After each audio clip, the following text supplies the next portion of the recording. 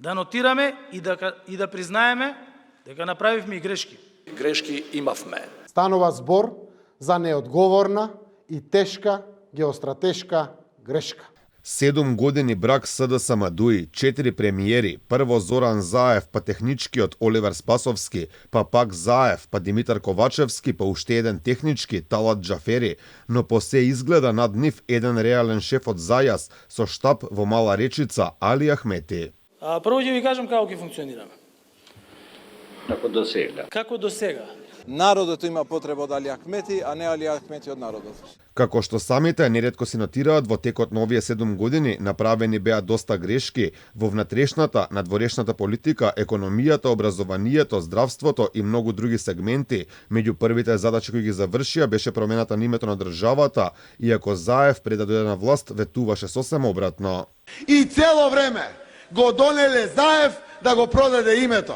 Ајде мајката! Да живее Македонија, да живее Република Северна Македонија. За возврат на сите отстапки во односите со Грција, но и со Бугарија, Македонија не доби ниту реален старт на преговори со Европската Унија, иако при прифаќањето на францускиот предлог, отстапките со високо кренати раце во собранието ги славеше Ковачевски.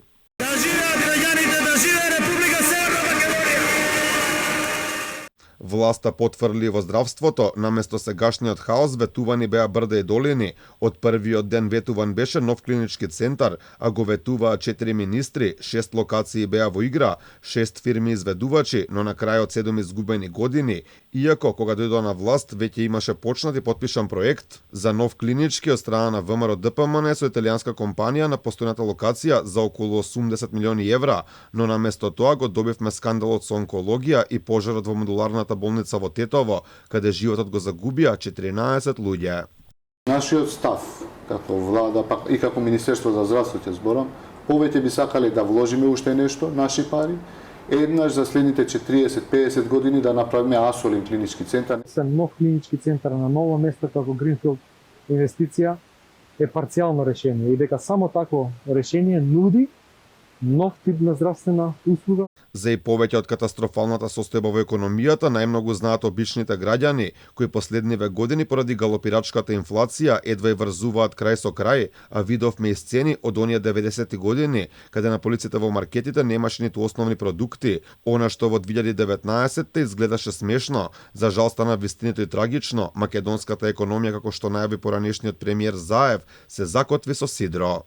Да поставиме кормило, да ставиме сидро, кое што ќе влече напред. Економската состојба беше проблематична само за обичните граѓани, но не и за функционерите од СДСМ и ДУИ. Тие на еден начин беа магнет за државни пари, па така милиони добија фирми блиски до ДУИ, до СДСМ, но и сопругата на самиот поранешен премиер, но тоа за него не било никаков проблем.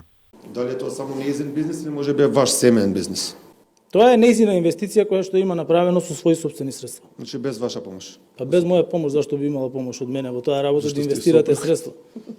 Па да, меѓутоа тоа е инвестиција која што може секој граѓанин на државата да ја направи. Ајте, радувајте се, ве молам, радувајте се гради во држава.